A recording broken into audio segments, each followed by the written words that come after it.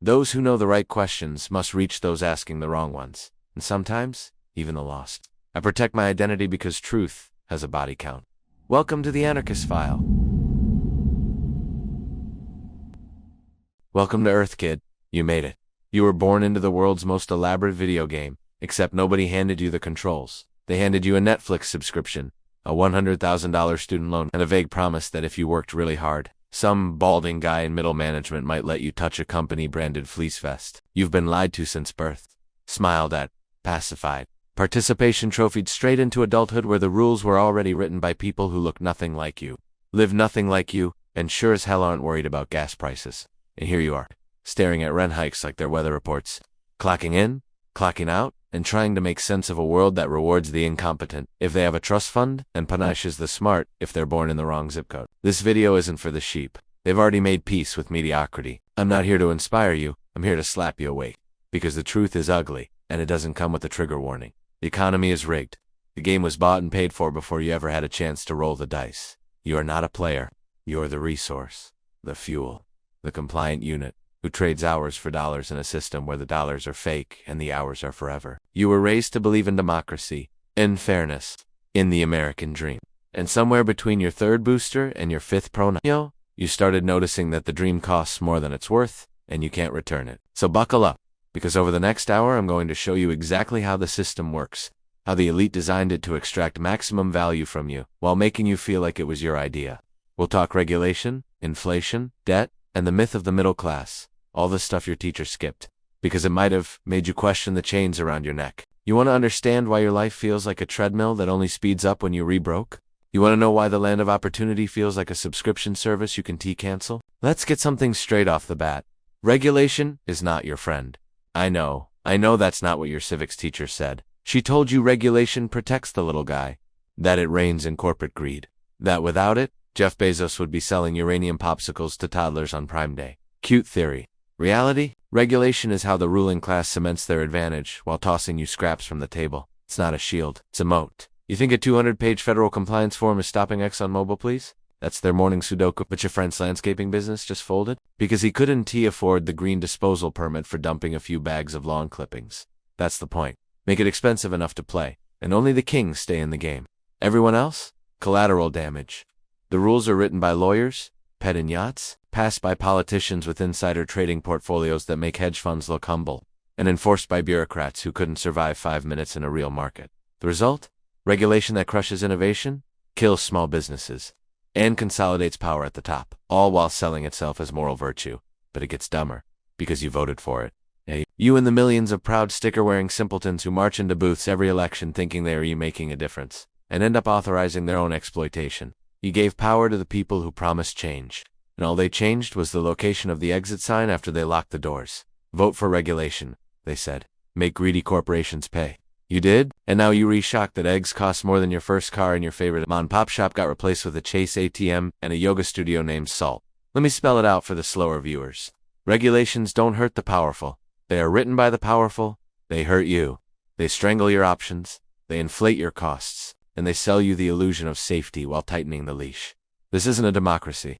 It's a simulation of one, just enough agency to keep you docile, not enough to change anything real. Voting is like changing the wallpaper in your prison cell. Go ahead and make it pink. The bars are still there. You want to make a real impact? Stop pretending the ballot box is a sword. It's a participation trophy, nothing more.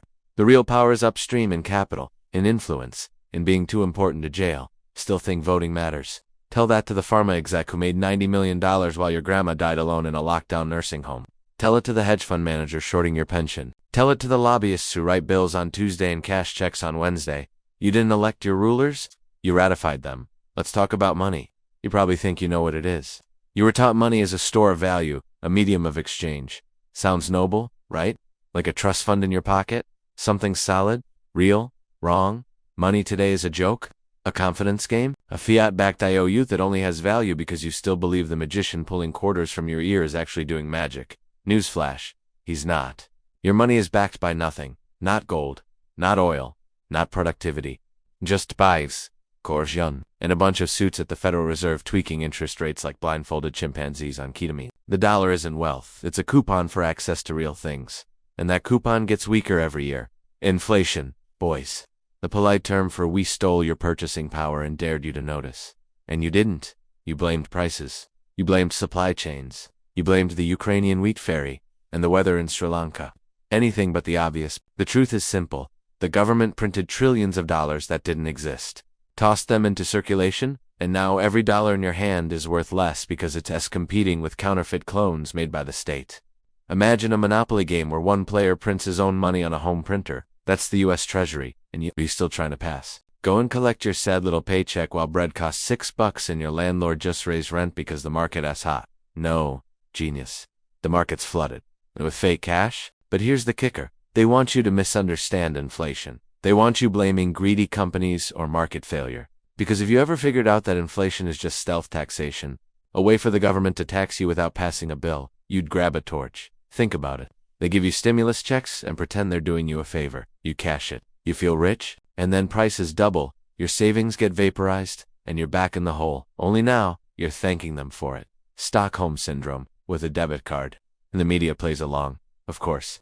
They bring on economists with 14-letter degrees who smile and tell you inflation is transitory, like herpes or a temporary rash. Meanwhile, the value of your paycheck gets cut every quarter like it's on Weight Watchers. Inflation isn't an accident. It's the business model. It benefits the people closest to the money printer. The banks, the defense contractors, the politicians, nephews with shell companies in Delaware. They get the new money first, while it still holds value. You get it after prices have already jumped, when it's worth less than the napkin it's printed on. They call it the Cantillon effect. I call it daylight robbery with a PhD. So next time you see your grocery bill and want to scream, don't yell at the cashier. Don't yell at the company. Yell at the state, yell at the central bank. And then realize yelling does nothing, because they don't care.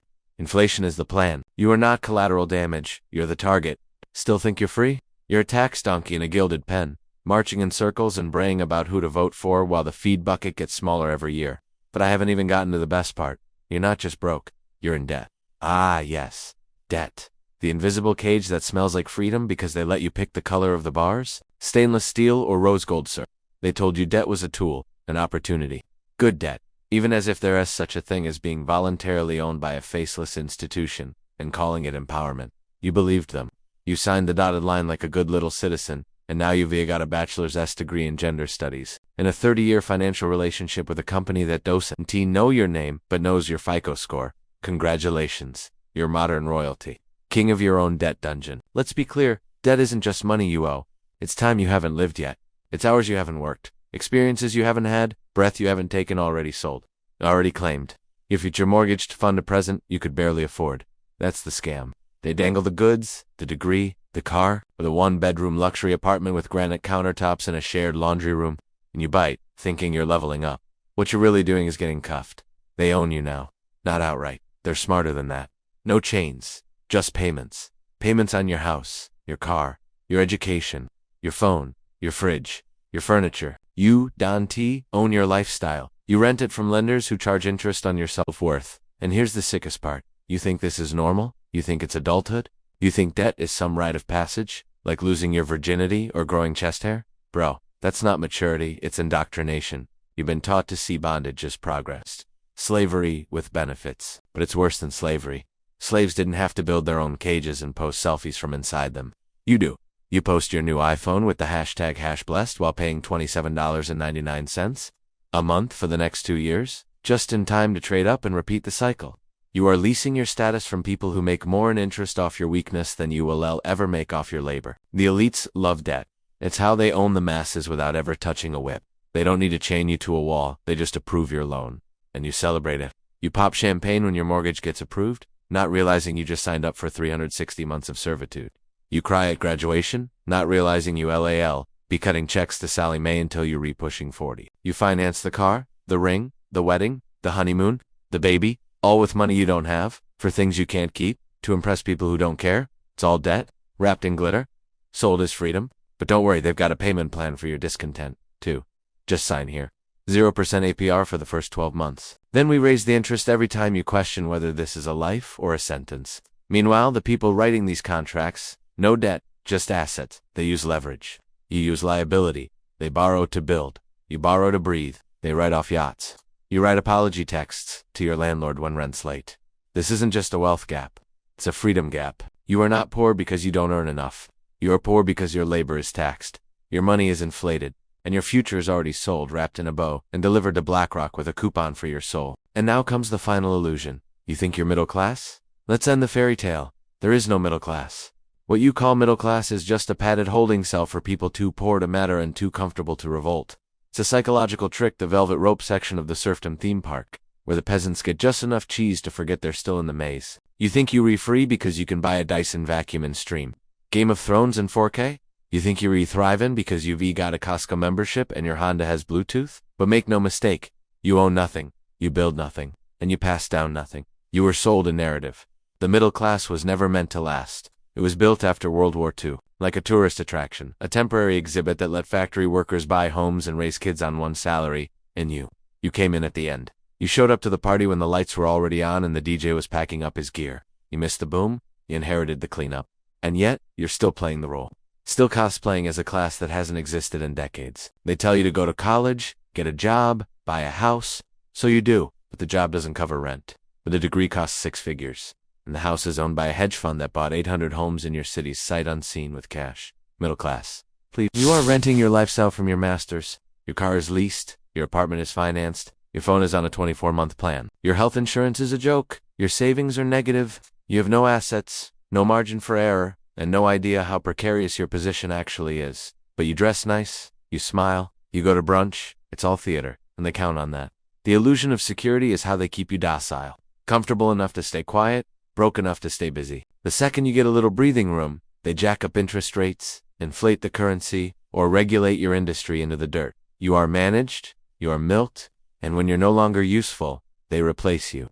AI, immigrants, overseas, labor, doesn't matter. The middle class was never about you. It was about buying time, keeping the peasants calm while the aristocracy built their bunkers and offshore accounts. But here's the real kicker. The elites don't even respect the middle class. They laugh at it. To them, your livestock with a LinkedIn profile. Catter that files taxes. You serve the same purpose peasants always have.